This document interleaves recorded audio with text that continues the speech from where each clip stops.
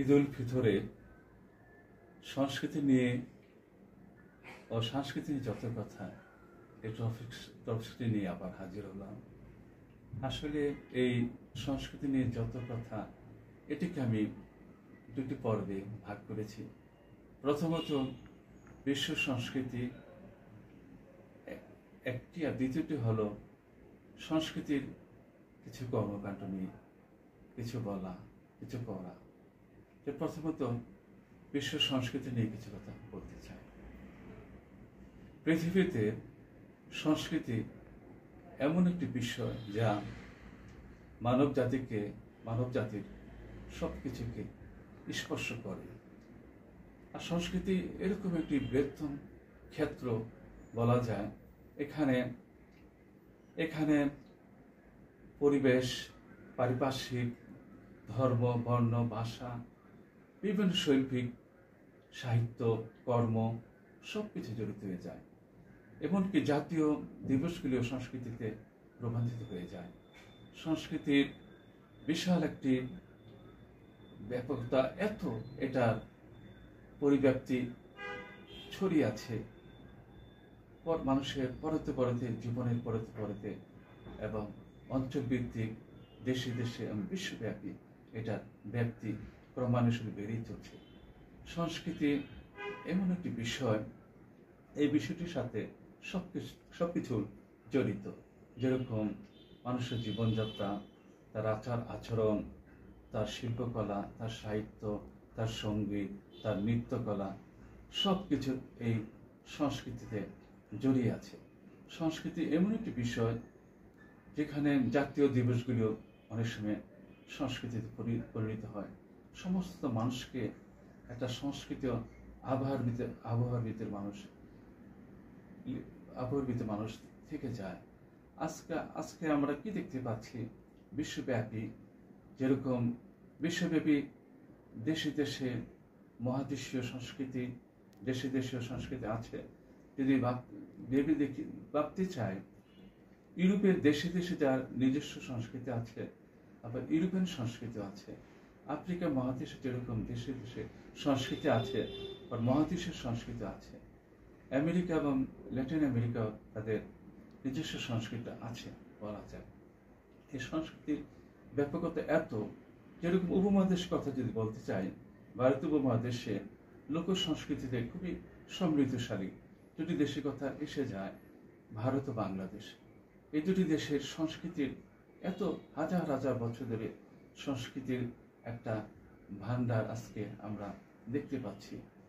পৃথিবীতে আরো সংস্কৃতিবান দু চারটি দেশকে বলা যায়। পৃথিবী বহু দেশ থাকা সত্ত্বেও দু চারটি দেশ খুবই সংস্কৃতিবান, যেরকম ইরান, পার্সিয়ান সংস্কৃতি, ইরানের ফ্রান্স, ফরাসি সংস্কৃতি ব্যাপকতা, চায়নার চৈনিক সংস্কৃতির এত ব্যাপকতা। এদের সংস্কৃতিগুলো ওই কয়েকটি দেশকে এত একীভূত করে রেখেছে, মানে এরা কখনো বিচ্ছিন্ন হতে পারবেও না। এদের সংস্কৃতি খুবই উন্নত। বিশ্বে আরো আরাবিয়ান সংস্কৃতি, সেখানেও এটার এত বিশালতা, এটার এত মুগ্ধতা এত বেশি, সেটা বলেও শেষ করা যাবে না। এবার সংস্কৃতি নিয়ে আরো অনেক কথা বলা যায়। যেরকম আমরা শিল্প সাহিত্যে সংস্কৃতি দেখি, মানুষের জীবনযাত্রার সংস্কৃতি দেখি, মানুষের জীবন আচরণে দেখি সংস্কৃতি। বিশ্বব্যাপী সংস্কৃতির এত সুদূর প্রসারিত এটার কর্মকাণ্ড, এটা আসলে বলে শেষ করা যাবে না। যদি সাহিত্যের দিকে বলে শেষ করা যাবে না, আবার যদি ভাবি চলচ্চিত্রের দিকেও সংস্কৃতি ব্যাপকতা অনেক। আমরা জানি হলিউড, বলিউড, ডালিউড, হংকং এদের সংস্কৃতিও এরা বিশ্বব্যাপী সংস্কৃতিটিকে ছড়িয়ে রেখেছে। সেই সংস্কৃতির ফিল্ম একটা অন্যতম সংস্কৃতি। ফিল্মের কথা যদি বলতে চাই, আমরা জানি টু ওমেন্স একটি ছবি, সেখানে মা ও মেয়ের মার চরিত্র অভিনয় করেছিল সোফিয়া লরেন, আর মেয়ে ছিল। তারা একই সময়ে একই টাইমে দুজন দর্শিত হয়েছিল। দর্শিত হওয়ার পরে মা মেয়ে দুজনেই জানলো তারা দর্শিত হয়েছে, টু উমেন্স ওই ছবিতে মা যখন মেয়ের দিকে তাকালো, সে বিস্ময়কর এক ভালোবাসা, বিস্ময়কর এক দুঃখ, একটা বেদনা, সে বেদনা, সেই ছবিটি যারা দেখেছে সেটা সোফিয়া লরেনের বিশ্বব্যাপী অনেক চলচ্চিত্র থাকলো, এটি বলার মতো নয়। আমরা আরও ভাবি, আমরা হয়তো আমার নিজের দেশকে নিয়ে অনেক সময় গর্ব করতে চাই না।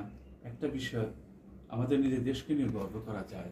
যেরকম আমাদের দেশের একটা ফিল্ম স্টার নায়করাজ রাজ্জাক, আমাদের দেশটার ফিল্ম যদিও বিশ্বমানের বা বিশ্ব সব জায়গায় পৌঁছায়নি, তবে নায়ক রাজ্জাকের একটি কথা বলতে চাই, এই নায়ক রাজ্জাক 350 থেকে 400 ছবি করেছেন এবং তার গেট আপ, মেকআপ, তার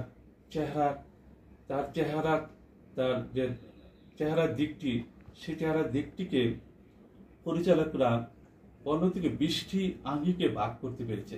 বিশ্বের আর কোনো নায়ক বা ভিলেনের পক্ষে যেটা সম্ভব হয়নি, যদিও এটা অনেকে উপেক্ষা করে, হয়তো অনেকে চোখে পড়েও না।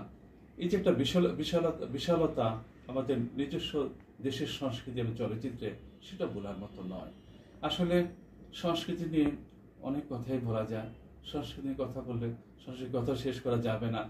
আজকে সংস্কৃতি নিয়ে দুটো কথা বলে সংস্কৃতি শেষ করতে চাচ্ছি। আজকে আমরা কি দেখতে পাচ্ছি, বিশ্বে আজকে যে বিশ্বকাপ ফুটবল হয়, বিশ্বকাপ ক্রিকেট হয়, অলিম্পিক হয়, সেগুলোকে আজকে বিশ্ব সংস্কৃতির একটা অংশ হয়ে গেছে। সেগুলি আমাদের মানব জাতি থেকে এই যে ক্রীড়া, এই যে বিশ্বযজ্ঞ, এগুলি বাদ দেওয়া সম্ভব হয় না। এই যে সংস্কৃতি ছাড়া মানুষ আসলে চলতে পারবে না। আর আমরা ইসলামের একটি দিক কথা বলি, ইসলামের দুনিয়াতে ধর্মের খুব প্রাধান্য দেওয়া হয়। এখানে খুব কঠিনভাবে নামাজ, রোজা এবং বিভিন্ন দিক পালন করতে হয় সৃষ্টিকর্তার নির্দেশে। অথচ এই ইসলামে আছে, যখন এই মুসলমানরা ব্যস্তবাসী হবেন, সেখানে ধর্ম বলে তখন কিছুই থাকবে না, সেখানে শুধু একমাত্র থাকবে সংস্কৃতি। যে সংস্কৃতি, এই যে রূপ যদি আমরা ভাবি, সংস্কৃতির যে কি আঙ্গিক সেটা চিন্তা করি, সেটা বলে শেষ করা যাবে না। আজকে তাহলে সংস্কৃতির প্রথম দিকটি আসলে যতই বলি ততই বলা যায়, এটা সময়ের একটি ব্যাপারও আছে।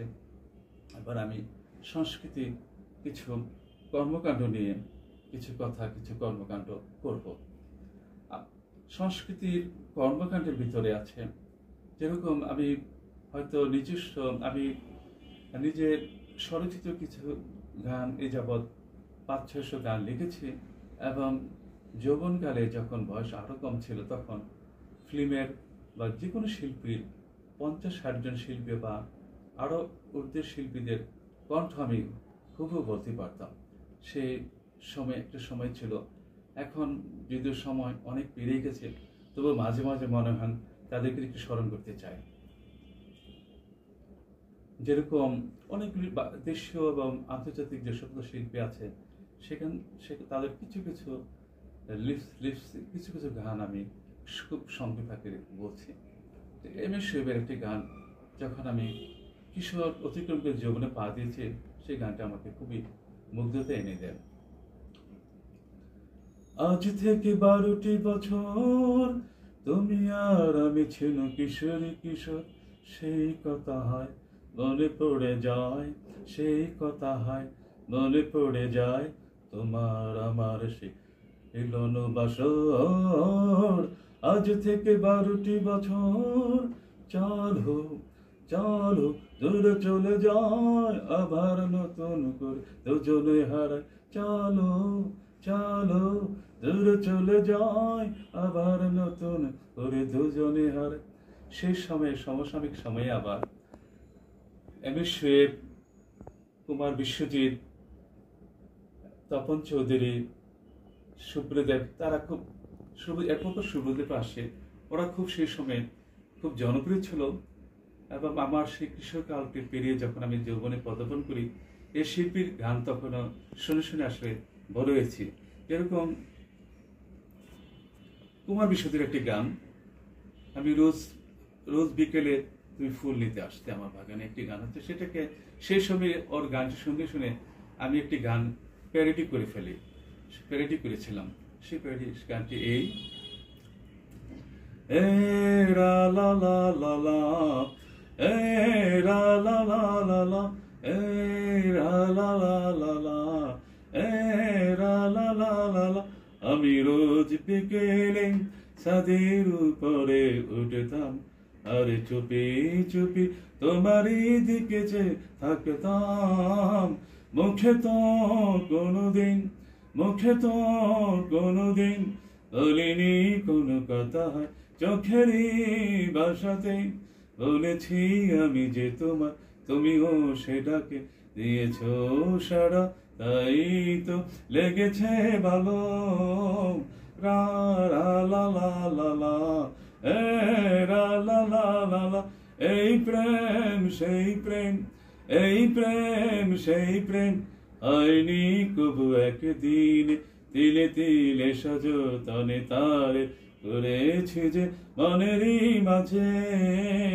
রা লা লা লা লা, এ রা লা লা লা লা, রা লা লা লা লা, এ রা লা লা লা লা। সেই সমসাময়িক সময়ে নায়ক জাফর ইকবাল, তিনি যেরকম সেই সময়ে খুব সক্রিয় একজন নায়ক ছিলেন, পাশাপাশি সে একজন সঙ্গীত শিল্পী ছিল, তার পরিবার পুরোটি সঙ্গীত শিল্পী ছিল। জাফর ইকবালকে আসলে মনে পড়ে, জাফর ইকবাল সেই সময় খুবই তরুণদের ভিতরে জায়গা করে নিয়েছিল। তার দু একটি গানও আসলে এখনো মনে পড়ে যায়। তার জন্য একটি ফিল্মে একটি গান গিয়েছিল বদনাম ছবিতে, সেই গানটি আজও আমার মনে পড়ে। গানটি এরকম ছিল, হয় যদি বাঁধে নাম ও কারো, আমি তো এখন আর নই কারো। হয় যদি বাঁধে নাম ও কারো, আমি তো এখন আর নই কারো। অন্ধ গলির এই যে আধার, অন্ধ আজ হলো পর। অন্ধ গলির এই যে আধার, অন্ধ আজ হলো পর। আয় যদি বাঁধে নাম ও কারো, আমি তো এখন আর নই কারো। সেই সমসাময়িক সময়ে তপন চৌধুরীও বিখ্যাত ছিল তরুণদের ভিতরে। তপন চৌধুরী এতটাই জনপ্রিয় ছিল, প্রত্যেক মার্কেটে, স্মার্ট মার্কেটগুলিতে তখন তার অডিও ক্যাসেটগুলি বেজে উঠত। তাকেও আসলে স্মরণে এসে যান। পরেকটি গান আসলে আমার সবসময় আমাকে প্রভাবিত, তার অনেকগুলি গানের ভিতরে একটি গান আমাকে অনেক প্রভাবিত করে। সেই গানটি কয়েকটি লাইন এখন গিয়ে শোনাচ্ছি। যেতে যেতে কেন পরে পথে ভারে ভারে বাধা, এই মন তো আর মানে না। যেতে যেতে কেন পরে পথে বারে বারে বাধা, এই মন তো আর মানে না। মেঘ কেটে গেছে বহু দূরে, এই ঝড় তো কবু থামে না। পথে বাধা আমার, পথে বাধা আমার, পথে বাধা আমার। এই শিল্পীরও জনপ্রিয় অনেক গান আছে, তবু সময়ের স্বল্পতার হেতু সবকিছু বা পুরোটুকু গাওয়া সম্ভব হচ্ছে না। শেষ তাদের এই সমসাময়িক পরপরই আরেকটা শিল্পী এসেছিল বাংলাদেশে তরুণদের, সে খুব সারা জাগিয়েছিল, সুব্রত। তার বহু গান আছে, তার একটা গান ছোট্ট একটি লাইন তার গান বলছে এই মতো, এ আমার শেষ চিঠি হয়তো তুমি পড়বে না, কথা দিলাম আর কোনোদিন লিখবো না। এ আমার শেষ চিঠি হয়তো তুমি পড়বে না, কথা দিলাম আর কোনোদিন লিখবো না। ভুলে যাব, ভুলে যাব। এরকম তারও বহু গান, জনপ্রিয় গান আছে। এরপরে সেই সময়ে আরেকটি তাদের সময়ের কিছু সময় পরপরই আমাদের চলচ্চিত্রের তখন নায়করা রাজ্জাকের খুব একটা রমরমা অবস্থা। তার নায়কের শেষ বলা যায়, নায়কের চরিত্রে যখন তিনি শেষ করতে যাচ্ছে সেই সময়ে আরেকটা নায়কের, আমাদের দেশে একটি নায়ক এসে সারা ফেলে দিল, সালমান শাহ, যার ব্যক্তিগত নাম ছিল ইমন। সে সালমান শাহ কিছুদিন এসে মাত্র কয়েকটা বছর কিছু ছবি করে সে বিখ্যাত হয়ে গেছিল বাংলাদেশে। তাকে অনেক মনে পড়ে। তার চলচ্চিত্র আমাদের এই বাংলাদেশে, ভারতীয় চলচ্চিত্র যেরকম সালমান শাহ, শাহরুখ খান, আমির খানকে প্রভাবিত করেছিল, এই বাংলাদেশে তখন পাকিস্তান পিরিয়ডে যেরকম রাজ্জাক এই দেশের চলচ্চিত্রকে যেরকম প্রভাবিত করেছে, সালমান শাহ, শাহরুখ, সালমান, আমির খান পরপরে বাংলা চলচ্চিত্রকে সে খুব প্রভাবিত করেছে। তাকে বলেও তার এই অল্প সময়ের চলচ্চিত্র তার এই জীবনের সমাপ্তি আসলে মেনে নেওয়া যায় না।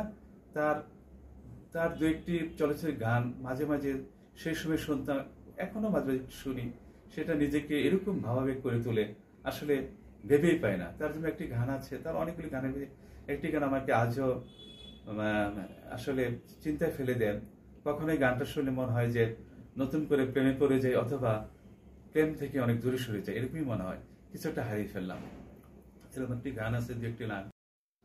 আমি যে তোমারকে কাছে এসে নাও, ঝেনে নাও, আমি যে তোমারকে কাছে এসে নাও, ঝেনে নাও, কখনো ভাবিনি আগে তোমাকে পাবো, তোমার জীবনে আমি চলিয়ে যাব, কখনো ভাবিনি আগে তোমাকে পাবো, তোমার জীবনে আমি চলিয়ে যাব, নিঃশ্বাসে নিঃশ্বাসে কতখানি আছো মিশে, নিঃশ্বাসে নিঃশ্বাসে কতখানি আছো মিশে, অনুরাগে নাও, জেনে নাও, অনুরাগে নাও, বুঝে নাও, আমি যে তোমারকে কাছে এসে নাও, জেনে নাও।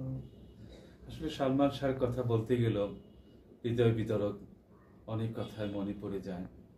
এরপরেও পৃথিবীতে আসলে কোনো কিছু থেমে থাকে না। এরপরে আমাদের সংস্কৃতি ও চলচ্চিত্র জগতে অনেক নায়ক এসেছেন, অনেকে এখনো আছেন। যেরকম অ্যান্ড্রু কিশোর একজন শিল্পী, তারও কিছু গান আসলে ভোলার মতো না। সে এসে এই দেশের চলচ্চিত্রকে আসলে সঙ্গীত জগতের চলচ্চিত্রকে সমৃদ্ধশালী করেছে। তার বহু গান আছে, তার সব গান বলে শেষ করা যাবে না। তো দু একটা লাইন, এখন দু একটা গানের দু একটা কলি বলি, মুখটা বলি। এতদিন পরে তুমি কাছে এলে, তুমি তো ছিলে না, ছিল না গো প্রেম, এতদিন পরে তুমি কাছে এলে, তুমি তো ছিলে না, ছিল না গো প্রেম, তুমি কাছে এলে, ভালোবাসা দিলে, স্বপ্ন আমার সত্যি হলো এতদিন পরে।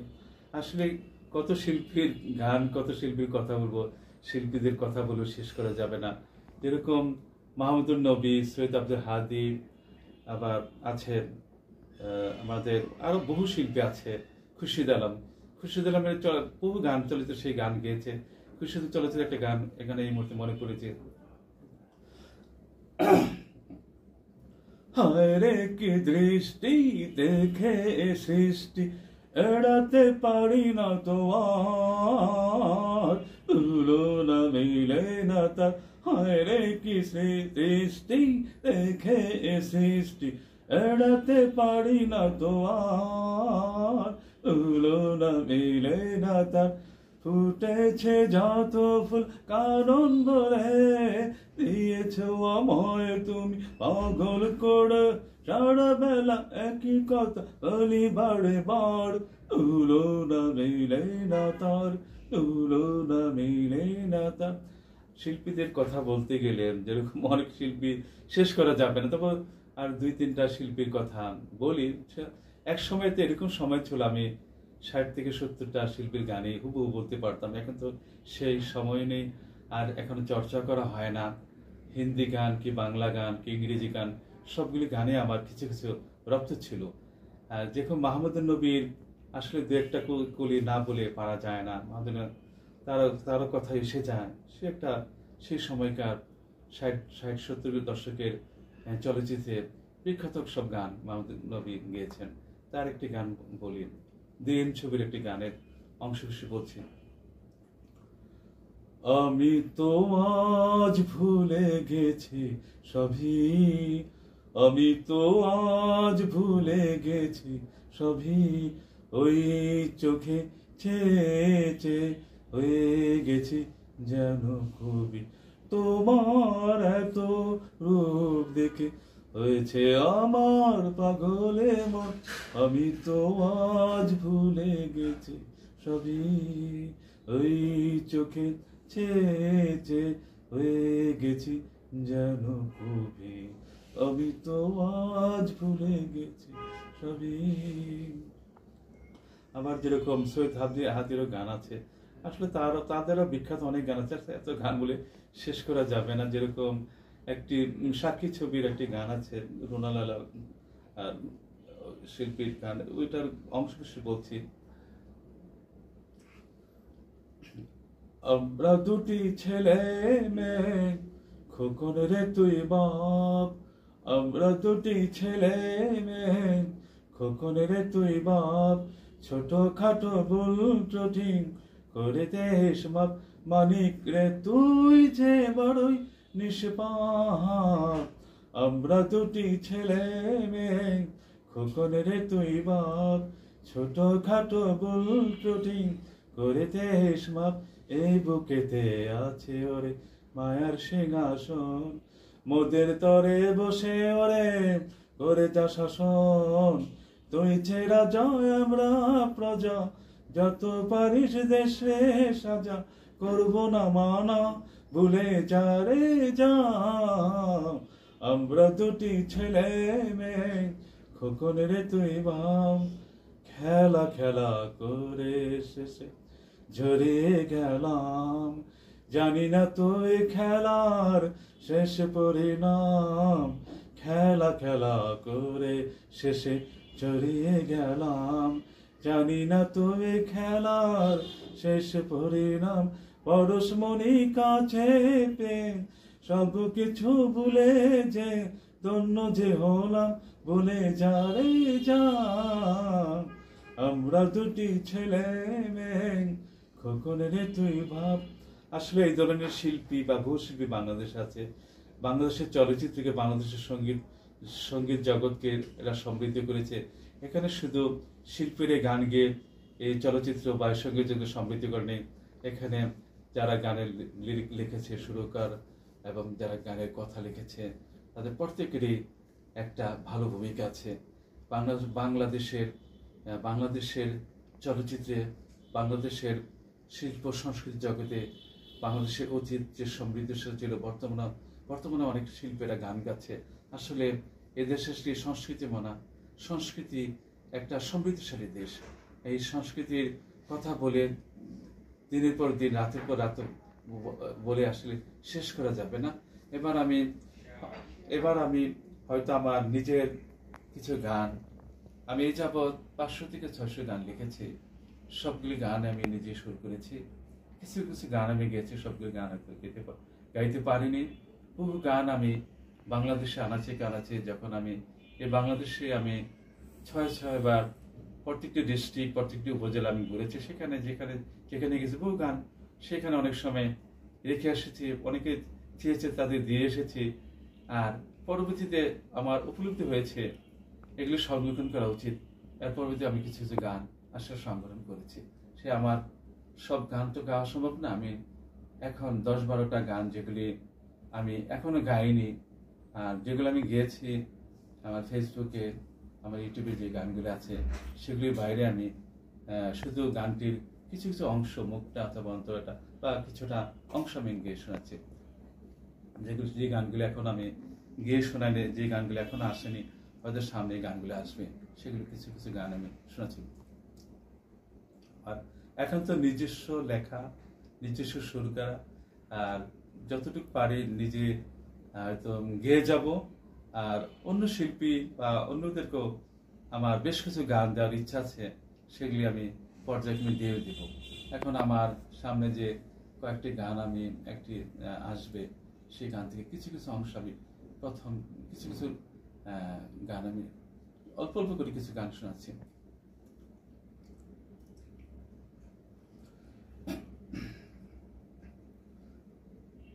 তুমি দেখেছো কি সেই ছেলেটির ছলো ছলো দুটি আঁখি?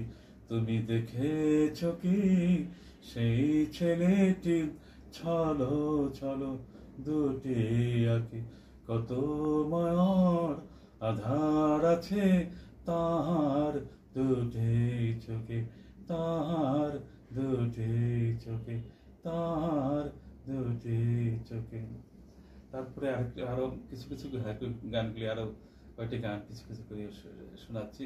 যেরকম একটি গান বলি এখান, আমি স্বপ্নের চাদর পরে আসবো তোমার কাছে, আমি স্বপ্নের চাদর পরে আসবো তোমার কাছে। তুমি ঘুমিয়ে থাকবে, তুমি ঘুমিয়ে থাকবে, তোমাকে না জাগে স্বপ্নে জড়াবো তোমাকে। আমি স্বপ্নের চাদর পরে আসবো তোমার কাছে, তুমি ঘুমিয়ে থাকবে, তুমি ঘুমিয়ে থাকবে, তোমাকে না জাগে স্বপ্নে জড়াবো তোমাকে।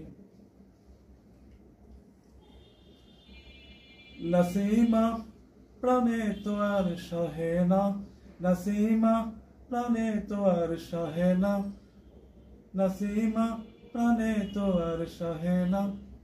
একটা লাইন বললাম, আর একটু কয়েকটি গান বলি।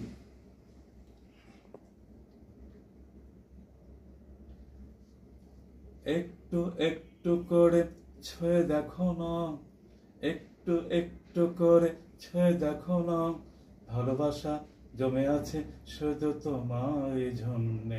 একটু একটু করে ছুঁয়ে দেখো না, একটু একটু করে ছুঁয়ে দেখো না, ভালোবাসা জমে আছে শুধু তোমার জন্যে। অমর প্রেমের প্রেয়সী তুমি, অমর প্রেমের প্রেয়সী তুমি, থাকো তুমি অন্তরে অনন্তকাল। আরো কয়েকটি গানগুলি অল্প করি। অল্প অল্প করে তার হে ভালোবাসিলাম, অল্প অল্প করে তার হে ভালোবাসিলাম, স্বল্প স্বল্প গল্প করে কাছে আসিলাম। ভালোবাসা ভালোবাসা অনেক বড় বুঝিনি আগে, এক জীবনে এক জীবনে হয়নি কেন আগে দেখা। অল্প অল্প করে তোর হে ভালোবাসিলাম, স্বল্প স্বল্প গল্প করে কাছে আসিলাম। ভালোবাসা ভালোবাসা অনেক বড় বুঝিনি আগে, এক জীবনে এক জীবনে হয়নি কেন আগে দেখা। আরো একটি কয়েকটা গান ছোট আকারে বলি। গান তো আসলে 500-600 গান লিখেছি স্বল্প সময়ে, এই এই এই এই আঙ্গিকে বলা সম্ভব না, যতটুকু পারি এটাকে শর্ট করে নিয়ে আসলাম। আর একটা বলি যে, তোমাকে দেখলেই লাগে ভালো, তোমাকে দেখলেই লাগে ভালো, একটু আড়াল হলে লাগে না ভালো। কি হলো কি হলো কি হলো কি হলো, দুটি মনে হয় প্রেম মনে মনে চোখে চোখে, দুটি মনে হয় প্রেম মনে মনে চোখে চোখে, ভাব জমে ভালোবাসা হৃদয় হৃদয়। কোথায় স্বর্গ নরকে বলে দোলে, কোথায় স্বর্গ কে কে বলে দূরে, ভালোবেসে কাছে এলে হারালে সবই। তোমাকে দেখলেই লাগে ভালো, তোমাকে দেখলেই লাগে ভালো, একটু আড়াল হলে লাগে না ভালো। কি হলো কি হলো, কি হলো কি হলো। গান আসলে আরো বলা যায় অনেক, এরকম অনেক। একদিন একটা পাহাড়ে কাটিয়েছিলাম। সে পাহাড়ে বসে বাংলাদেশের বড় একটি পর্বতে একদিন ভ্রমণে ছিলাম, সেখানে 2 রাত ছিলাম। সেই পাহাড়ে বসে একটা গান লিখেছিলাম, সেই গানের অংশ একটু বলছি। ও সাথী আমার, ও সাথী আমার, ভুলে যেও না, ভুলে যেও না, আগুন জলে জলে জলে হে বুকে, জলে জলে হে বুকে। প্রথম দেখায় তুমি ছিলে আশা, প্রথম দেখায় তুমি ছিলে আশা, দিনে দিনে জমে গেছে শুধু ভালোবাসা। ও সাথী আমার, ভুলে যেও না, ভুলে যেও না, আগুন জলে জলে জলে এই বুকে, জলে জলে এই বুকে। ঝরনার শানে পাহাড়ি ঘন বনে, কিশোরীর প্রেম ছিল ওই মনে মনে। উচ্ছলায় মন, উচ্ছলায় যৌবন, উচ্ছলায় মন, উচ্ছলায় যৌবন, কাছে টানে কাছে টানে চিরদিন। ও সাথী আমার, ভুলে যেও না, ভুলে যেও না। আসলে ক্ষুদ্র পরিসরে একটি গান পূর্ণাঙ্গভাবে গাওয়া সম্ভব না, আর বলাও সম্ভব না।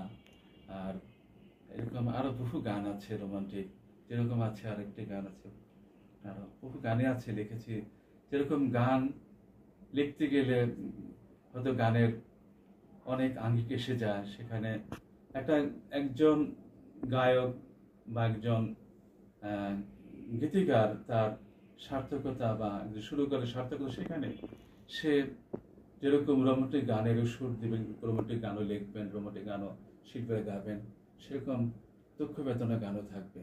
এখানে আরেকটি গান, আর 2-1টি গান হয়তো আমার নিজের লেখা 2-1টি গান এই মুহূর্তে বলছি। ওই দৃষ্টিতে, ওই দৃষ্টিতে শুধুই নেশা, ওই দৃষ্টিতে, ওই দৃষ্টিতে শুধুই নেশা, তুমি আমার চেয়ে থাকা ভালোবাসা। ছুঁয়ে গেছে বহু দূরে মন, ছুঁয়ে গেছে বহু দূরে মন, আমি করে কি এখন। জ্যোৎস্না রাত ভালো, আকাশের নীল ভালো, তুমি কাছে এলে সব এলো মেলো, এত রূপ কোথায় পেলে বলো।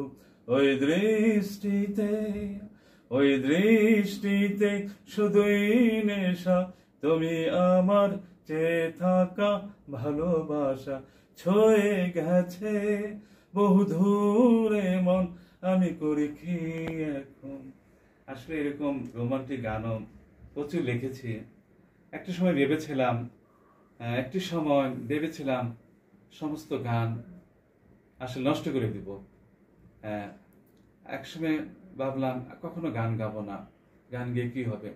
আসলে যখন আরো প্রচুর স্টাডি করলাম, জানতে পারলাম আসলে ইসলাম ধর্মে গানটা যদিও এরকম ভাবে বলা হয় না, বা তবু ইসলামের যতটুকু জেনেছি কোরআন হাদিসের মাধ্যমে এবং পরকাল সম্বন্ধে, সেখানে জানতে পারলাম এই পৃথিবীতে যেরকম ইসলামের ধর্মকে অত্যন্ত জোর দিয়েছে তার নামাজ, রোজা, অন্যান্য আবাদতকে, এই ইসলামে আবার যে পরকালের যেখানে জান্নাত, সেখানে ধর্মের কোনো বালাই থাকবে না, সেখানে শুধু সেখানে সে যে ব্যস্ত জীবন সেটা সংস্কৃতিতে পরিপূর্ণ।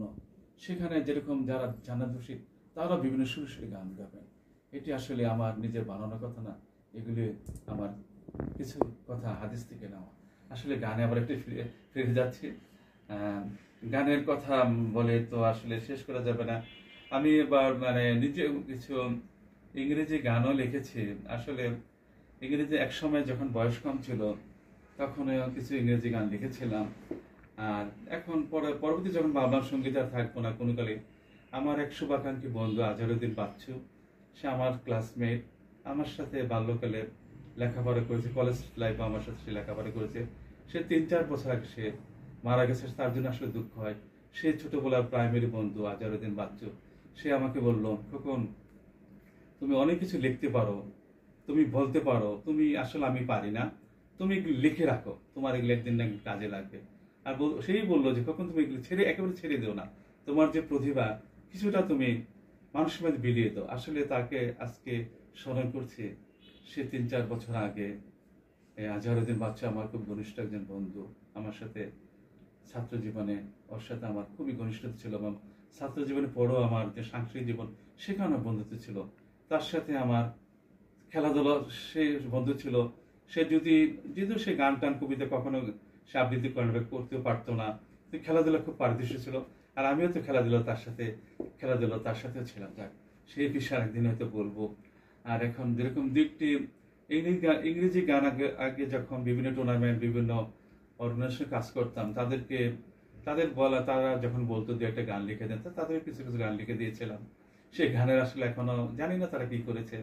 আমিও তৎকালীন সময় কিছু গান ইংরেজিতে গেয়েছিলাম, কিছু গান হিন্দিতে গেয়েছিলাম, আরবিতে একটা গান গেয়েছিলাম। এখন সে বয়সে বা সময়ের সাংস্কৃতিক জীবন হয়তো এগুলিতে আর যাওয়া হয়নি।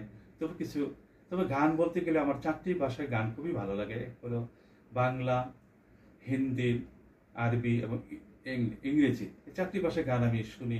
4টি ভাষায় গান আমার কাছে আসলে প্রিয় বলা যায়। এখন 2টি ইংরেজি গানের একটি গান কিছুদিন আগে আমি বিশ্বকাপ ফুটবল নিয়ে একটি গান আমি প্রাইমারি পর্যায়ের গানটি আমি মানে ফেসবুকে আমি ইউটিউবে দিয়েছি। সেটার একটু অংশ বিশেষ বলি। সেটা আমার যদি সৃষ্টিকর্তা আমাকে হায়াত করে হয়তো 2026-এ সেই গানটিকে আমি একটা বিশাল আঙ্গিকে গাওয়ার ইচ্ছে রইল। বিভিন্ন ইনস্ট্রুমেন্ট পরিপূর্ণ দিয়ে সেই গানটি আমার গাওয়ার ইচ্ছে আছে। আর সেই গানটিকে আমি প্রাইমারি পর্যায়ে সেই গানটি আমি গেয়েছি, ফেসবুক ইউটিউবে দিয়েছি। সেই গানটি আমার ইংরেজি গানটি 50 লাইনে, ছোট বড় মিলে 50 লাইনের। সেখানে 35 থেকে 40 জনের খেলোয়াড়, বিশ্ববিখ্যাত খেলোয়াড়দের নাম আছে। আগামীতে হয়তো ওই গানটা আমি কিছুটা রদবদল করব। সেই সময় ইউরোপিয়ান এবং ওয়ার্ল্ড কাপ বিশ্বকাপে যে ফেমাস কিছু খেলোয়াড় আসবে তাদের কিছু নাম আমার এই গানে ইনক্লুডিং হবে। সেই গানের একটু অংশ হিসেবে এখন বলছি। সেই গানটি আমি একটি মিউজিক, আমার নিজের মুখে একটা মিউজিক দিয়ে আমি গানটি গেয়েছিলাম। সেটা ফেসবুক ইউটিউবে আছে, সেটা একটু বলি।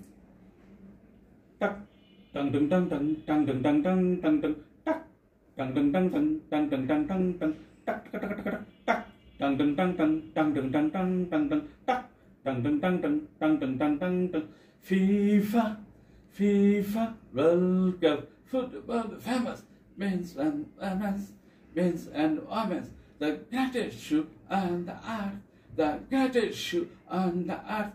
After 4 hours, after 4 hours, after 4 hours, after 4 hours, after 4 hours, after 4 hours.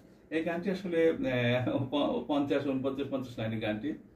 আসলে এই গানটি আমি ভবিষ্যতে 10 মিনিটে গানটা বিভিন্ন খেলার চিত্রিত খেলা, বিভিন্ন বিখ্যাত খেলার ছবি এবং চিত্রের ছবি এবং নিজে 10 মিনিটে গানটি ইনশাল্লাহ সবাই আমার জন্য দোয়া করবেন। আমি যদি বেঁচে থাকি, আমি যদি গানটি গাইতে পারি, আমার একটা ইচ্ছা আছে এই গানটি আমি বিশ্বকাপের কিছুদিন মানে 1 মাস আগে আমি গানটা রিলিজ দিতে চাচ্ছি। সবাই আমার জন্য দোয়া করবেন ইনশাল্লাহ। যেহেতু মুসলমান হিসেবে অগ্রিম বলা যায় না, সেখানে হায়াত মুহূর্তের একটা ব্যাপার আছে। ইনশাল্লাহ গানটা আমি গাইতে চাই। হয়তো 2026-এর পরে আমি সাংস্কৃতিক জগতে আমি থাকবো না, সেই জন্য এই গানটি আমার হোক সেই সময়ের জন্য একটি বিখ্যাত গান। ক্রিকেট নিয়ে একটি গান সম্প্রতি লিখেছি। সেই গানটিতে সামনে T20 বিশ্বকাপ হয়তো গাওয়ার ইচ্ছা ছিল। সেখানে 2টি লাইন এখানে শুধু বলি। The cricket not the second, the second, the second, not the second, it's the best, it's the best. ওকে, এই গানটা পুরোপুরি বললাম না, গানটা লিখেছি কিছুদিন আগে। গানটি অবশ্য কিছু মিউজিক দিয়ে গানটি গাওয়ার একটা ভিডিও করার ইচ্ছা আছে বিশ্বকাপের, ক্রিকেট টি-20 বিশ্বকাপের পূর্বে। এখন আমি আসলে সবাইকে সংস্কৃতি নিয়ে কিছু কথা বললাম এবং অন্য শিল্পীদের কিছু গান গাইলাম, শোনাইলাম, নিজের কিছু গান গিয়ে শোনাইলাম। এখন আমি সাংস্কৃতিক জগতে যেরকম নৃত্যকলা এবং সঙ্গীত চর্চা, সাহিত্য এবং অভিনয়, আমি অতীতে বেশ কিছু অভিনয় করেছি। আমি আজ একটি মানে ছোট আকারে কয়েকটি অভিনয় আমি এখানে করে মানে দেখাবো বা মুখে করবো। তো এখানে সেদিন স্টেজ নাই, সেখানে তো আমি ঘরোয়া পরিবেশে কয়েকটি অভিনয় আমি করে দেখাচ্ছি আর কি। আমি 1988 সালে সারা বাংলাদেশে একটা ভয়াবহ বন্যা হয়েছিল। টিএসসিতে আমি ঢাকা ইউনিভার্সিটি টিএসসিতে আমি একটা নাটক টিএসসিতে যে একাঙ্কিনা নাটকটা করেছিলাম সেটার অংশ বিশেষ এখানে করে বলে শোনাচ্ছি।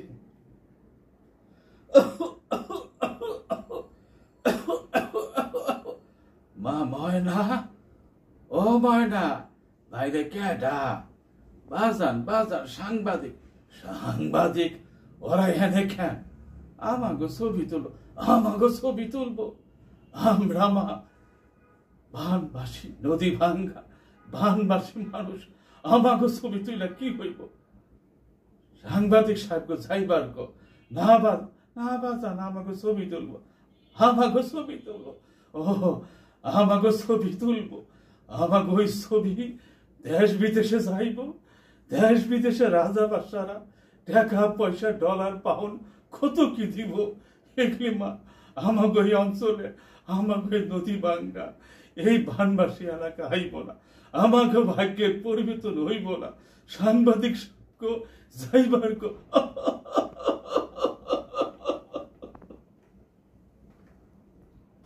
এই একাঙ্কিনা নাটকটি আমি যখন ঢাকা ইউনিভার্সিটি টিএসসিতে করেছিলাম, বয়সে খুবই তরুণ ছিলাম। সেখানে আমার আসলে গেট আপ ছিল বৃদ্ধের। সেখানে আসলে আমি জীবনে বাংলাদেশের বহু জায়গায় সাংস্কৃতিক অনুষ্ঠান করেছি, গান, নাটক, অভিনয় করেছি।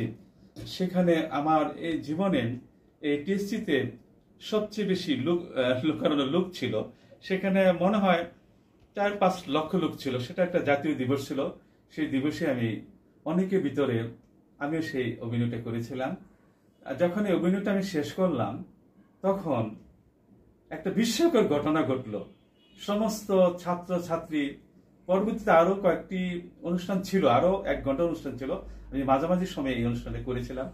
তখন মনে হয় মানে এরকম একটা স্রোত শুরু হলো সেই জনতার ভিতরে, ছাত্রদের ভিতরে। সবাই হুড়মুড় করে মঞ্চে এসে বললো এবং খাতা নিয়ে এসে বললো কি একটা অটোগ্রাফ আমাকে দিতে হবে। সেই করে আমি সেই দিন আমার মনে পড়ে, আমার জীবনে সে একটা বিখ্যাত দিন। আমি 1000 সই করেছিলাম। 1-2 ঘন্টার ভিতর আমি 1000 সই করেছিলাম। এবং উপস্থাপক যিনি করছিলেন মঞ্চে, সে বারবার বলছে আমাদের অনুষ্ঠান আরো আছে, আরো বহু অনুষ্ঠান। কেউ সেই ছাত্রছাত্রীরা কোনো কিছুই মানছে না। বললো যে তখন আমার এখন নামটা যেরকম মোহাম্মদ হোসেন খোকন, তখন আমি সংক্ষেপে MS খোকন নামটা দিয়েছিলাম। MS খোকন নাম হিসেবে আমি পরিচিত ছিলাম। পরবর্তী আমার নামটা যেহেতু মোহাম্মদ হোসেন, একটু সংখ্যা আমি MS খোকন দিয়েছিলাম। আমি সেই দিন আসলে রাত্রে বাসায় এসে ঘুমাইতে পারিনি। এসে বিস্ময়কারের জীবনের সেই ঘটনা। পরবর্তী বিভিন্ন কর্মকাণ্ডের কারণে আর নাট্য জগতে বেশি দিন বিচরণ করা হয়নি। সবকিছু সাংস্কৃতিক জগতের সবকিছু কিছু আসলে চর্চা করেছি। এখন আরেকটি বলি, সাংস্কৃতিক জগতে অনেক কিছু কিছু কথা বলি। যেরকম একটা মানিকগঞ্জে একবার গিয়েছিলাম, সেখানে গিয়ে একটা কৌতুক করেছিলাম। সেটা একটা বিশাল ব্যাপার, সেই বয়সে একটা কৌতুক করা। সে আমাকে 1টার সময় আমাকে 20 মিনিট সময় দেওয়া হলো মানিকগঞ্জে, যে আপনি আপনার সাংস্কৃতিক কর্মকর্তাতে পরিবেশন করেন। আমি কিছু গান গেলাম আমার নিজস্ব মিউজিকে, এবং একটা কৌতুক করলাম। সেই সময়ে সেই কৌতুকটা বলি, সেই তরুণ বয়সে মানিকগঞ্জে 1টার সময় আমি এই কৌতুক অভিনয়টা করেছি। সেটা একটা অংশ বিশেষ এখানে শুনেছি। তারু তোমার আমি ভালোবাসি, তোমার বাবাই ভালোবাসা তুমিও। আরে বাবাই বইরা যাগো বইরা, আমি কত জিলান কত ঠুন্ড, আমার নাম ঠুন্ড লাগে। আমার যদি আরো ভালোবাসো না তোমার দুবাই শহর লয়ে যাবো, দুবাই শহর ডাট হন্ড, আর বাবা যাইতে পারবো না, আমার লগে চলো চলো উইরা যাই দুবাই শহর, গুইরা গুইরা সবকিছু খাই। এইটা করার পরে আমি একটা সময় মানিকগঞ্জে এই অভিনয়টা করেছিলাম, সেখানে সেই জন্য মঞ্চে ভেঙে ফেলবে এরকম অবস্থা হয়েছিল। তো অনমোর করে আমাকে ছাড়তে চাচ্ছিল। আসলে সেখানে কিছু জাতীয় শিল্পী ছিল দুই তিনজন, তারাও গান গাইবে সেই লেভেলও যেজন শিল্পী ছিল তাদের কিন্তু আমি ইনক্লুডিং ছিলাম। যাক সেখান থেকে পরবর্তীতে একেবারে মঞ্চে এত বড় বড় শিল্পী ছিল, তাদেরকে টাকা পয়সা সেভাবে না দিয়ে মঞ্চে যে যেখানে বিশাল মাঠ দেবেন্দ্র কলেজে সে অনুষ্ঠান হয়েছিল মানিকগঞ্জে, সেখানে মাঠের জন্য সমস্ত হুমড়ি খেয়ে পড়লো আমার মঞ্চে। কে 20 টাকা, কে 30 টাকা, কে 5 টাকা, কে 10 টাকা এরকম টাকা দিল। আমার জীবন আসলে সেটা একটা বিরাট পাওয়া। সেটা আসলে আমার শিল্পী বা এই মানে শৌখিন শিল্পী জগতে আমার বেশ কিছু গিফট, আমি টাকা পয়সা মনে গিফট পেয়েছি, সেগুলো আসলে আমি আমার বন্ধু আবার ওদেরকে দিতেই ভালোবাসতাম। আমি কখনো পেশাগতভাবে নেইনি, যেহেতু সেগুলো আমি আসলে আমি খাওয়াটা আমি উপযুক্ত মনে করিনি। এখন আরেকটি দু একটি করে আসলে এটি বড় হয়ে যাচ্ছে, শেষ করব। একটি এরকম একটি রাজনৈতিক, আমি আসলে আমি আমার দুইটি জিনিস সাংস্কৃতিক এই আলোচনায় দুটি জিনিস অবশ্য বলতে হয়। আমার জীবনে দুটি শখ খুব খুব খুব বেশি, সেটি একটি দেশ বিদেশ ভ্রমণ করা আর হলো নিজের দেশ ভ্রমণ করা। ব্যক্তিগতভাবে স্যারকে কয়েকটা দেশ ভ্রমণ করেছি যৌবনে, আসিয়ান কয়েকটা দেশ আমি সফর করেছি যৌবনে। হয়তো এখন এই বয়সে আরো মন চাচ্ছে হয়তো যদি সৃষ্টির সুযোগ এবং সুবিধা পাই আরো বেশ কিছু দেশ ভবিষ্যতে ঘোরার ইচ্ছে রইল। সেই দেশ ঘোরার সুবাদে একটি ঘটনা বলি। আমি একবার ঘুরতে, আমার যেহেতু ভ্রমণ আমার খুবই প্রিয়, আমি প্রত্যেকটি জেলা 6 বার ঘুরেছি, প্রত্যেকটি উপজেলা 6 বার ঘুরেছি। সেই ঘোরার দু একটি মানে মজার দু একটি অংশ বলছি। একবার আমি খুব তরুণ বয়সে আমি ইন্টারভিউ পরীক্ষা দিয়ে আমি বেরিয়ে গেলাম খুলনার দক্ষিণবঙ্গে। সেখানে আমি বাগেরহাটে উঠলাম, ওখানে গিয়ে 60 গম্বুজ মসজিদ ঘুরে দেখলাম। আর বাগেরহাট জেলাটা এমন একটা জেলা, এই জেলাটার আগে আমি বহুভাগে এর ঘটনা শুনছি, সত্যি সেটা প্রুফ পেয়েছি। আমার বড় ভাইরা বলেছিল যে এই একটা অদ্ভুত জেলা, তুমি যাও তুমি অনেক কিছু দেখতে পাবে। সেই জেলা আমি গেলাম, গিয়ে দেখলাম স্কুলে 9, 10 এবং কলেজের মেয়েরা সবাই যেন প্রেমিকা। আমি ঘুরতেছি সেখানে আমি কোনো অনুষ্ঠানে করি ঘুরতে, মানে আমাকে কেউ চিনে না, কখনো জীবনে দেখাও নাই, সেকেন্ডের ভিতরে তার প্রেমিকা হয়ে যায়। মানে এখানে একটা এমন একটা ভাব, প্রত্যেকটা মেয়ে এত একটা মফস্বল শহরে এত ফ্রি, আমি ভাবতেই পারি না। প্রত্যেকটা মেয়ের জন্য প্রেমিকা, প্রেম নিবেদনের জন্য তারা ব্যস্ত হয়ে থাকে, বিকৃত থাকে। এটা এই জেলার কথা যেরকম ভাইরে অনেক শুনেছি, নিজে গিয়েও দেখলাম আসলে একটা প্রেমিকার জেলা। এখানে মনে হয় সেকেন্ডে প্রেম নিবেদন এরকম একটা জেলা সারা বাংলাদেশে বহুবার ঘুরেছি, কিন্তু এরকম একটা জেলা পাইনি। বাগেরহাটে আমার একটা অভিজ্ঞতা হলো, আসলে একটা অনন্য একটা রোমান্টিক জেলা, এটা কি বলে বুঝাতে পারবো। এরপর হইতে আমি চিন্তা করলাম ঠিক আছে, পরে খুলনা গেলাম। পরের দিন খুলনা গিয়ে আমি খুলনাতে ট্রেনে চাপলাম, ট্রেনে চেপে আমি টিকিট কাটলাম, খুলনা থেকে আমি সৈয়দপুর যাব, সেই উত্তরবঙ্গে চলে যাব। টিকিট কাটলাম, একটা টিকিট কেটে আমি বসে আছি। এর পরবর্তীতে একটা মা মেয়ে এসে আমার কামরা এসে ঢুকলো। তারা বললো, তারা সে খুলনার মানুষ, তারা হঠাৎ কেন আমার সাথে পরিচয় হলো যে হ্যাঁ আমি তো তাকে চিনি না জানি। আসলে সে মেয়ের মা বললো, বাবা তোমাকে কত চিনি, কোথায় কত দেখেছি তোমাকে। তা আমি বললাম, খালাম্মা আমাকে কোথায় দেখেছেন? বলছি খুলনায় দেখলাম। খালাম্মা আমার বাসা আসলে খুলনা না, ঢাকা। ও হো, আচ্ছা আচ্ছা আচ্ছা আচ্ছা, ভুল হয়ে গেছে। বাবা তুমি কোথায় যাবা? আমি বললাম আমি যাবো তো সেই সৈয়দপুর। খালাম বললো, হ্যাঁ আমি তো সৈয়দপুর যাবো। তবে ট্রেন ছাড়লো, ওদের কথা তো আর শেষ নাই, ওরা যেন সেকেন্ডে এত আপন হয়ে যায়, মানে কল্পনা করা। ট্রেন চলতেছে, হঠাৎ করে ট্রেন, লম্বা সফর, প্রায় এই ট্রেনে 7 থেকে 8 ঘন্টার সফর, সেই খুলনা থেকে সৈয়দপুর নীলফামারী জেলার। সেই জেলা সফর করতে করতে ট্রেন রানীগঞ্জে গিয়ে ট্রেন বিকল হয়ে গেল। ঘন্টা 3 সেই ট্রেন বন্ধ হয়ে গেল। আমি তো ট্রেনে বসে নাইমে টেমে হাঁটাচারা করছে রানীগঞ্জে। সে মা মেয়ে যে বললো যে সৈয়দপুর যাবে, তারা কোথায় যে হারিয়ে গেল, আর তাদের দেখা গেল না। এই হলো ঘটনা। এরকম আসলে আরো বহু ঘটনা আছে জীবনে, যেরকম আরেকবার আমার জীবনে ঘটেছে। আসলে আমি ভ্রমণ পিয়াসু মানুষ, ভ্রমণ নিয়ে আসলে আমার কাছে অনেক কিছু বলা বা লেখার ছিল বা আছে। যেমন আরেকবার আমি একটা এরশাদের পিরিয়ডে আমি একবার মানে বগুড়া গেলাম, বগুড়া থেকে আমি জয়পুর হাটে গেলাম, জয়পুর থেকে ঘুরে ঘুরে আমি নওগাঁ জেলায় গেলাম। নওগাঁতে আমি মহাস্থানগড় বা বিহাটিয়ার এগুলি ঘুরে টুরে মহাদেবগঞ্জ এবং বাদলগাছি এগুলি সব ঘুরে টুরে আমি যখন রাত যাপন করব মানে নওগাঁতে, সেই সময় একটা অ্যানাউন্স আসলো যে কারফিউ পড়ে গেল। কারফিউ এখন যদি 9টার ভিতর বা 10টার ভিতরে কেউ যদি রাস্তা থাকে তাকে গুলি করা হবে, এরকম একটা জারি হয়ে গেল এরশাদ বলে। তখন কি করলাম, সেখানে আমি তখন মহাদেবপুরে আছি, এই গাড়ি ঘোড়া হুড়াহুড়ি শুরু হয়ে গেল, কি কি গরুর গাড়ি, কি গাড়ি, কি ট্রাক, কি বাস, মানে এরকম হুড়াহুড়ি শুরু হয়ে গেল। তুমি একটা অবশেষে নওগাঁর একটা, আমি লক্ষ্য ছিল নওগাঁ আমি যাবো, নওগাঁ একটা বাস পেয়ে গেলাম। সেই নওগাঁর একটা বাস পেলাম, সেখানে উপরে নিচে ভিতরে, সেখানে নওগাঁ সে বাসটা ধারণ ক্ষমতা ছিল 100, উঠেছে প্রায় 300 লোক। বাসটা আস্তে আস্তে যেতে যেতে যেতে সেই 2 ঘন্টা 3 ঘন্টা 2.5 ঘন্টার পরটা সে গিয়ে উঠলো 12টার সময়। সব পথে পথে থামলো, লোক নামালো। 12টার সময় কারফিউ জারি হয়ে গেলো 10টার সময়। আর আমি দৌড়াতে ছোটাছুটি করলাম, কোথাও হোটেল পেলাম না, হোটেল পেলাম, দৌড়তে দৌড়তে দৌড়তে একটা হোটেল নওগাঁতে পেলাম। তো বললো যে আমি আমার জীবনে একটা অভিজ্ঞতা বলবো এখানে, আমি যখন যেখানে যে হোটেলে থেকেছি কিনা আমি একা একা যখন ঘুরেছি, আমি একটা কামরা নিয়ে ঘুমিয়েছি, আমি কখনো ডাবলিং অন্যদের সাথে ঘুমাইনি। তখন এমন কারফিউ জারি হয়ে গেল, সমস্ত হোটেল বুক হয়ে গেল, কোথাও আমি আর বেরোতে পারছি না। একটা হোটেলে ঢুকলাম, 2-4টা হোটেল ঘুরে ঘুরে সব বুকিং হয়ে গেছে। একটা হোটেলে ঢুকলাম, 4-5 তলা হোটেলে গিয়ে সিট পেলাম। ম্যানেজার সাহেব বললো যে এখানে সব হোটেল রুম বুক হয়ে গেছে, একটা রুম আছে দেওয়া যাবে, কিন্তু আপনার ডাবলিং করতে হবে, ওনারা আছে। আমি জীবনে ডাবলিং করি না, এখন তো যেতেও পারতেছে না, কারফিউ হয়ে গেছে।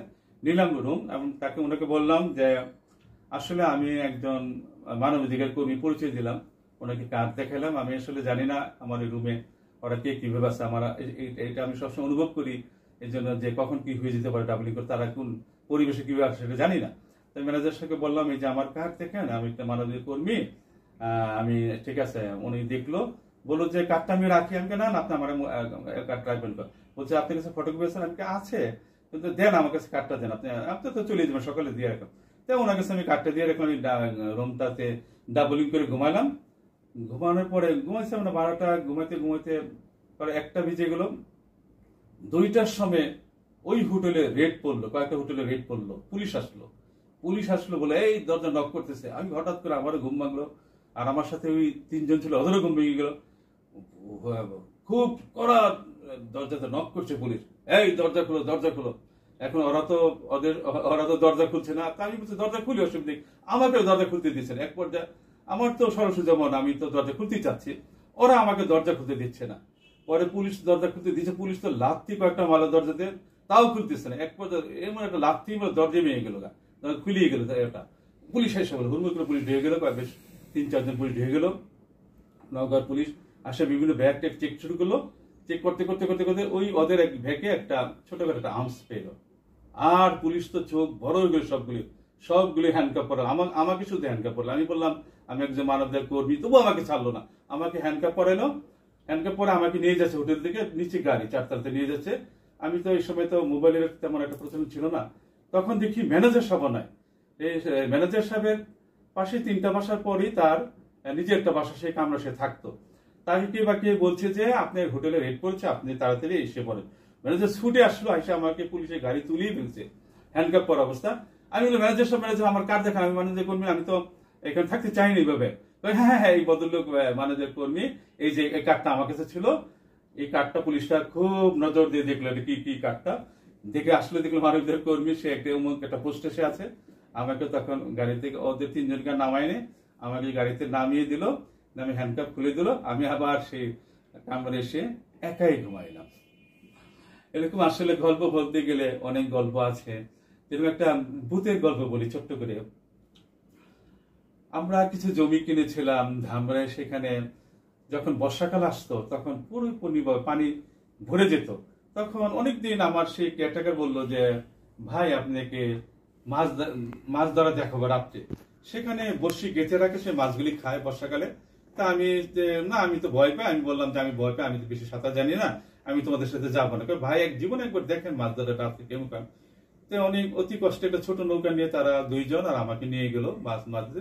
সেখানে সামনে পিছনে এবং পুরো প্রচুর সব দিকে মানে 3 কিলোমিটার পানি পরিপূর্ণ। সেখানে আমি দিনের বেলায় এই এলাকায় বহুবার দেখেছি, যেহেতু আমি এলাকায় জমি আমরা ক্রয় করেছিলাম, সে বহুবার দিনে দেখেছি। যখন রাতে মাছ ধরলাম তখন চাঁদ দেখলাম যে মেঘে ঢেকে গেল, অনেকক্ষণ ধরে চাঁদ ছিল, সেদিন পূর্ণিমা চাঁদ ছিল, একসঙ্গে দেখলাম চাঁদটা ঢেকে গেল। ঢেকে যাওয়ার পরে মানে বিশাল একটা মেঘমালা আসলো, ওটা ঢেকে গেল। ঢেকে যাওয়ার পরে বিশাল একটা বট গাছ, সেখানে দিনের বেলা দেখেছি সে বট গাছে শ্মশান একটা ঘাট আছে, এখানে মানুষ পোড়ানো হয় জানি আমরা। সেই শ্মশান ঘাটে যখন চাঁদটা ডুবে গেল, অন্ধকার হয়ে গেল প্রায় 15-20 মিনিট, চাঁদও আর দেখা যাচ্ছে না, পূর্ণিমা চাঁদটা। সে সময় হঠাৎ করে বটগাছটা প্রায় 5-6 তলা লম্বা ছিল, সেখানে 2 তলার সমান একটা বটগাছের দিকে একটা মাথা এসে বসলো। আমাকে একটা মাথা শুধু বললো আমাকে মাছ দাও। তা আমি তো নৌকাতে পড়ে যাবো নাকি জাম দেবে বুঝতে পারতেছি না। তখন মানে আমি তো চিল্লাচিল্লি শুরু করছি, আর 2 জন ভাই কিছু হবে না, এগুলো আমরা বহু দেখছি। আমি তো জীবনে দেখিনি এগুলো। একটা মাথা বেরিয়ে গেল, মাছ দাও। সেই মাথা হঠাৎ করে নাই হয়ে গেল আবার। আর নৌকার 2 পাশ দেয় তো তারা শুধু হলুদ আর লাল বাতি শুধু আমাকে মানে রংধনুর মতন আকারে শুধু মারছে। আর আমি তো অর্ধেক মাছ তো আমি নিজেই ফেলে দিলাম ওখানে, মানে ভয় পেয়ে মনে করি। সে একটা ভূতের গল্প কাহিনী। আসলে জীবনে এরকম একটা অদ্ভুত ঘটনার সম্মুখীন হয়েছে। আসলে ব্যক্তিগত ভূত যদি আমি বিশ্বাস করি না, তবু ভূতের সম্মুখীন হতে হয়েছিল। আর 2-1টি কথা বলে শেষ করতে চাই। আসলে মানে রাজনীতিক মানে ওই যে বলছিলাম, যখন ওই ঘটনা বলছিলাম, যখন উত্তরবঙ্গে সফর করলাম, তখন উত্তরবঙ্গে আরেকটি ট্রেনে সফর করেছিলাম। সেখানে দেখলাম যে যমুনা ব্রিজের যেন একটা চার্জ ধরা হলো আলাদা। তখন বললাম যে এটি কেন দিল, বলে যমুনা ব্রিজ হবে এরশাদের আমলে একটা ফি নিল, টিকিটের ভাইরা আমাকে একটা ফি নিল, যমুনা ব্রিজের একটা ফি নিল। সেই যমুনা ব্রিজে কেন একটু বলতে চাইলাম, 1 সেকেন্ডে বলি।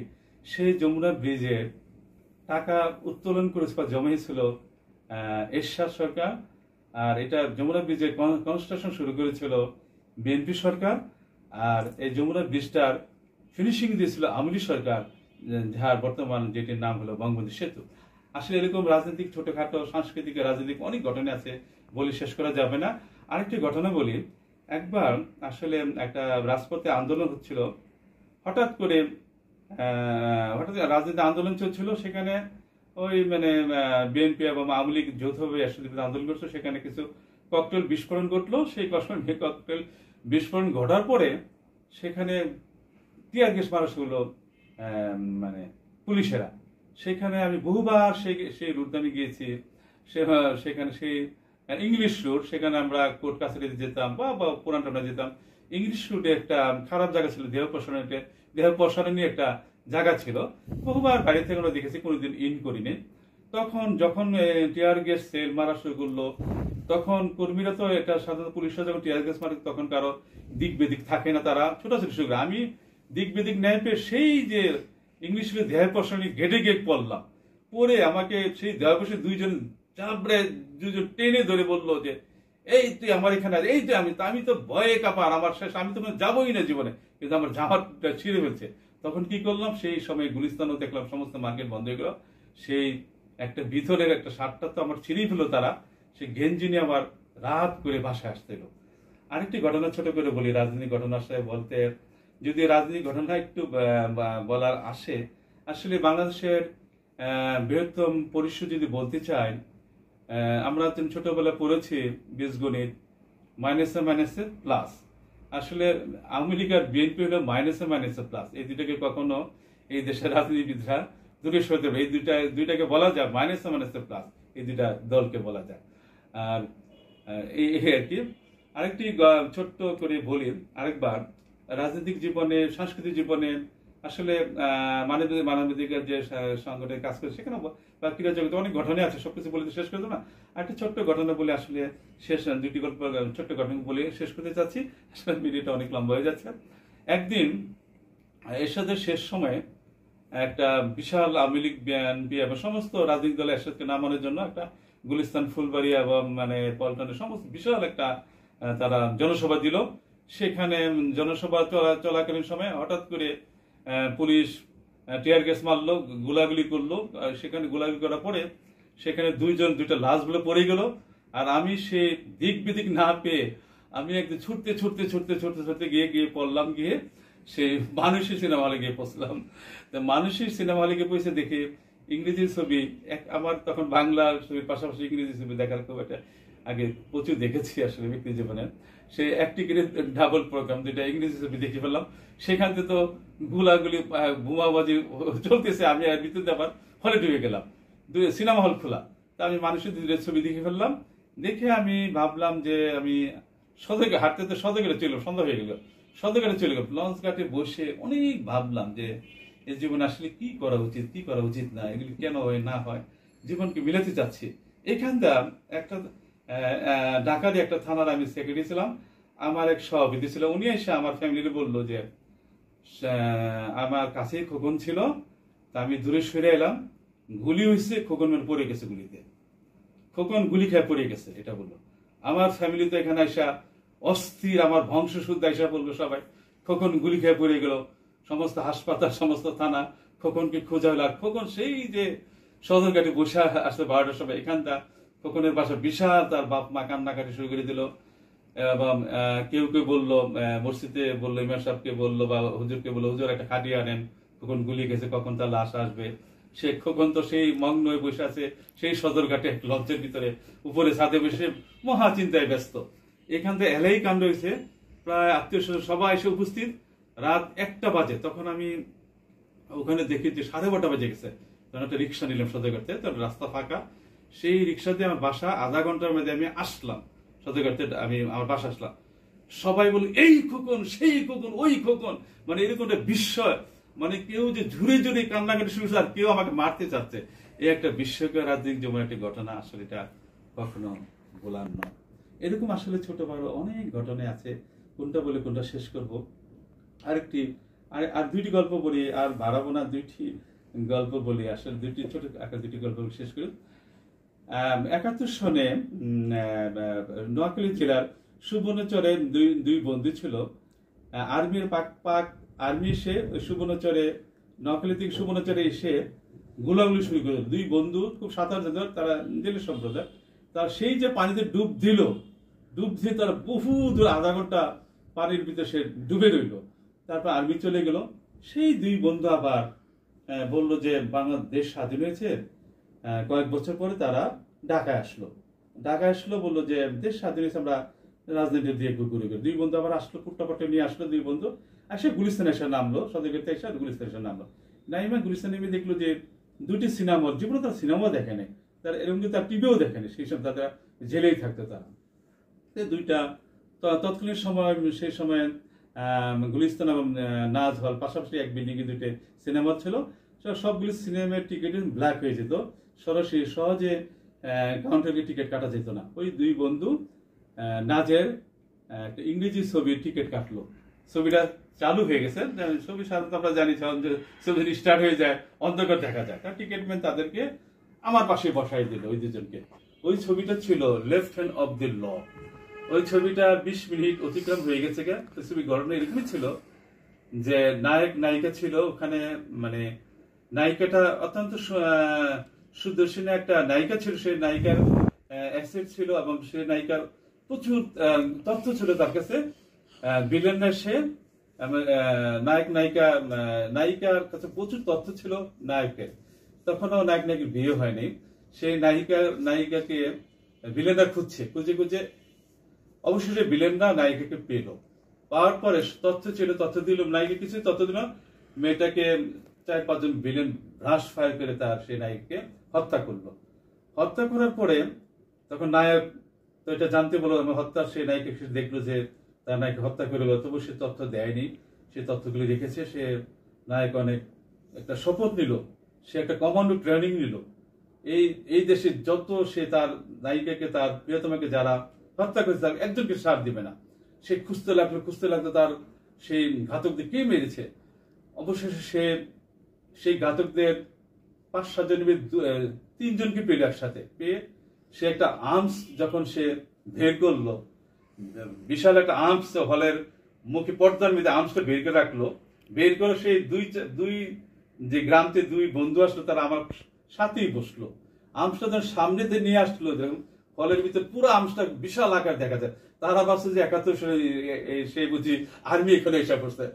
যখন ফায়ার শুরু করলো, দুইজন আমার কুলে বসে এই হলের ভিতরে এমন লাফালাফি শুরু করলো, একজন ঘাড়ি উঠে এরপরে ও মারে, ও কি কিলা, এরকম করে পুরো তসতস করে হলটা পুরো তসতস করার পরে একেবারে তসতস হয়ে গেল। আর ওখান থেকে গুলি তার গুলিতে চলতেছে সব, মানে আর এখান থেকে কিলা কিলি গুতাগুতি মারামারি করার পরে হলে পরিপূর্ণ এরকম অবস্থা হয়েছে। হল কর্তৃপক্ষ ভাবছে যে সিকিউরিটি ভাবছে হল আগুন লেগে গেছে নিচে, সে হল বন্ধ করে দিচ্ছে। এরকম সময় হলের গেট খুলে দিছে। ওই দুই গ্রামের সুবর্ণচর দুই বন্ধু ওই গেট দিয়ে দৌড়, আমিও তার পিছিয়ে দৌড় দিলাম। তার দৌড় দেওয়ার পর দেখা গেল যে একটা গুলিস্তানে কামান ছিল, তার দুই বন্ধু কামান দিয়ে আরো ভয় পেল, আরো দূরে দৌড়ে আসে গুলিস্তানে পুকুরে জাপ দিল। তা আমিও দৌড়াই দিলাম, মাঠ পর্যন্ত আসলাম। তারা এইটাই বললো, আহ ফানি ফানি ফানি মুখে ভাষা আইছে, এইটা তারা বললো। সে আসলে সেটা একটা বিশাল ঘটনা। আরেকটি বলি, আসলে গল্প বলে শেষ করতে পারবো না, গল্প বলতেই হয়, তো জানার শেষ নেই, বলার শেষ নেই। আসলে আরেকটি শেষ বলে, আসলে এটা আর দিকে তুমি আরেকটি জিনিস বলেই এখানে শেষ করে দিব। এখানে একটা ছোট্ট একটা রাজনৈতিক একটা গল্প, ছোট্ট একটা গল্প বলে আরেকটা গান দিয়ে আমি আজকের এই ভিডিওটা শেষ করবো। আজকে গল্প এরকম, বাঁকা খান সে রাজনীতি জয়েন করেছে, তার প্রচুর টাকা পয়সা। বাঁকা খান রাজনীতিকে এরকম বাঁকা করে ফেলেছে, সে নিজের নামও বাঁকা খান। সে রাজনীতি এমনি বাঁকা, এটাকে প্রচন্ড বাঁকা করছে। সে কি করছে, তার প্রচুর ধন সম্পদ আছে, একটু লেখাপড়া কম ছিল, সম্পদ এবং অর্থ তার কমতি ছিল না। তার ছেলেকে সে যুক্তরাজ্যে পলিটিক্যাল সায়েন্সের উপর একটা সে থিসিস করতে গিয়ে, মানে একটা পিএইচডি নিবে আর কি তার ছেলে। তখন বাঁকা খান সে আওয়ামী লীগ নমিনেশন নিয়ে ফেল করলো, বিএনপি নমিনেশন নিয়ে ফেল করলো, জাতীয়গত নমিনেশন নিয়ে ফেল করলো। অবশেষে বাঁকা খান ভাবলো যে আমি স্বতন্ত্র দাঁড়াবো, স্বতন্ত্র ফেল করলো, তার জীবনটা পুরাই ফেল। তখন তার স্ত্রী ভাবলো যে তাদের বংশে তো রাজনীতি আছে, আমার ছেলে তো পলিটিক্যাল সায়েন্সে পিএইচডি করতে গেলে ইউকেতে, তো ছেলে এসে তো সে রাজনীতি করবে, তো কি করব। মানে তার স্ত্রী ভাবলো যে সারা জীবন এই বাঁকা খানের সাথে ঘর্ষণ করলাম, সব কিছুগুলো বাঁকা করে দেখলো, আমার ছেলের যেহেতু রাজনীতি পরিবারের জন্ম, সে তো রাজনীতি করবে, সেই জন্য আমার ছেলের নাম রাখলাম পাকা খান। পাকা খান যথারীতি দেশে আসলো, আয়সা সে বললো আব্বা চারটি ফেল মারলো, আমি আর বড় ধরনের ইলেকশন করবো না, এমপি ইলেকশন করবো, আমি প্রথমে ইউনিয়ন পরিষদে শুরু করবো। সেই ইউনিয়ন পরিষদ দাঁড়িয়ে গেল একটা সামনে ইউনিয়ন নির্বাচন, সে নমিনেশন দিলে ইউনিয়ন পরিষদ সে দাঁড়াইলো, একটা স্বতন্ত্র সে দাঁড়িয়ে গেল সে ভাষণ শুরু করলো। একটি গ্রামে সে ঢুকলো, একটি গ্রামে ঢুকে সে ওয়াজ বক্তব্য দিল, অত্র এলাকার আমার আব্বা বহুবার এমপি ইলেকশন করেছে, কিন্তু এমপি হতে পারেনি। আমি আজকে কেন এত উচ্চ শিক্ষিত হয়ে এভাবে কথা বললাম, আপনাদের মনের কথা বুঝি, এই জন্য আপনাদের ভাষা আমি কথা বলতেছি। যদিও আমি আমার এই রাজনৈতিক বিষয়ে একটা উচ্চ ডিগ্রি একটা আছে, আমি সেই ভাষায় কথা বলছি না। আমি এই গ্রামের এই ইউনিয়নের যত, আমার নাম পাকা খান, এই গ্রামের সমস্ত কাঁচা রাস্তা পাকা করে দেব, এই এলাকার যত কাঁচা পায়খানা পাকা করে দেব, এই অত্র এলাকার যে সমস্ত যুবক যুবতী আছে যাদের বিয়ে হচ্ছে না তাদের বিয়ে পাকা করে দেব, আমি ওদের যারা লেখাপড়া শেষ করে চাকরি পাকা করে দেবো। আমি পাকা খান কথা করছি, আমি যদি ইউনিয়ন পরিষদ চেয়ারম্যান হতে পারি, আপনাদের সমস্ত কাজগুলো পাকা হয়ে যাবে। এই পাকা খানকে আপনারা ভোট দিয়ে জয়যুক্ত করবেন। আর আসলে কোনো কিছু বলে শেষ করে যাবে না, যেহেতু ঈদের রাত, ঈদের একটি আমি মানে বিটিভির জন্য আমি একটা বিটিভি আরেকটি গান গেয়ে আমি আসলে এই অনুষ্ঠান আমি শেষ করব। আসলে জানার বোঝার তো অনেক কিছু আছে, আসলে বলে শেষ করা যাবে না, অনেক কিছু বলার জানার আছে, হয়তো পরবর্তী আরেক সময় হয়তো আপনাদের সামনে এসে হয়তো আরো অন্য কোনো অনুষ্ঠানে হয়তো করে দেখাবো বা করবো। আমি বহু বেশ কিছু বছর আগে বিটিভির জন্য আমি একটা গান লিখেছিলাম, তখন কোনো চ্যানেল ছিল না, তখন বিটিতে ঈদ উপলক্ষে আনন্দ ইত্যাদি এবং আনন্দ মেলা নিয়ে একটা অনুষ্ঠান হতো, সেই আনন্দ মেলা নিয়ে একটা আমি গান লিখেছি। সেই গানটি বলি আমি আজকের এই সংস্কৃতি ও সাংস্কৃতিক যত কথা এই অনুষ্ঠানটি শেষ করলাম আর কি, এই গানটি বলে শেষ করতে। আনন্দ মেলা যায় না ভোলা, আনন্দ মেলা যায় না ভোলা, এই দাসে ইতে যায় শেষ হয় না, এই দাসে ইতে যায় শেষ হয় না। এসো সবাই মিলে আনন্দ করি, এসো সবাই মিলে ঈদের সম্প্রীতি ঘড়ি, ভালোবাসা প্রেম সে তো শেষ হয় না, ভালোবাসা প্রেম কখনো শেষ হয় না, দুঃখ বেদনা আজ মুছে যাকে না, আনন্দ মেলা যায় না ভোলা, এই দাসে ইতে যায় শেষ হয় না, এই দাসে ইতে যায় শেষ হয় না। বাঁকা চাঁদ হেসে বলেছে, বাঁকা চাঁদ হেসে বলেছে, মানুষ মানুষকে ভালোবাসবে, মানুষ মানুষকে ভালোবাসবে, শিশুর প্রাণে দেখেছি, বুক ভরা ব্যথা ছিল, ভুলে গিয়েছি, ভুলে গিয়েছি, ভুলে গিয়েছি।